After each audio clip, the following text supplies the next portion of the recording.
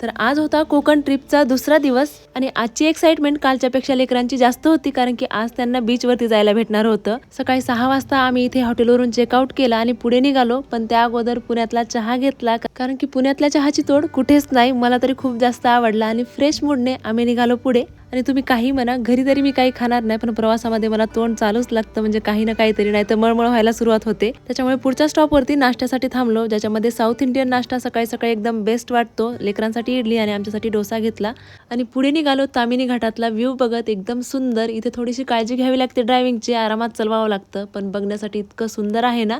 आणि आता मला असं थोडंसं वाटतंय की मी पावसाळ्यात यायला पाहिजे होतं, कारण की पावसाळ्यात खूप जास्त छान व्ह्यू असतो असं मी बऱ्याच जणांचं ऐकलंय. बघूया आता पुढे योग कधी लागतो आपल्या इकडे येण्याचा. त्यानंतर हा सुंदर असा घाट पार करून आम्ही पोहोचलो इथे कोकणमध्ये, जिथे निसर्गाची कुठलीच कमतरता नाही. झाडे आहेत, डोंगर आहेत, पाणी आहे आणि वाटेतच मिळणारा हा रानमेवा. सगळ्यात अगोदर मी इथे करवंद खाल्ली होती आणि ही कौलारू घरं, कौलारू हॉटेल, जे की इतके सुंदर दिसतात बघायला, मग छोटे असो किंवा मोठे, जे दिसायला खूपच सुंदर दिसतात. आणि खरं सांगते, ह्या सगळ्या गोष्टी आम्ही एक एक करून नोटीस करत होतो. इथलचे घरं, झाडं, वाटेने दिसणारी काजूची झाडं, फणसाची झाडं, आंब्याची झाडं भरभरून आहेत. आपल्या इकडे जंगल कसं असतं तसं ह्या झाडांचं इकडे जंगल आहे. तर वाटेमध्ये दिसणाऱ्या ह्या सगळ्या गोष्टी डोळ्यामध्ये साठवून आम्ही पोहोचलो गणपतीपुळेला, ज्यात तुम्हाला उद्याच्या व्हिडिओमध्ये बघायला भेटणार आहे प्राचीन कोकण आणि समुद्राकाठची आमची मजा मस्ती. चला भेटूयात नेक्स्ट व्हिडिओमध्ये. तोपर्यंत बाय.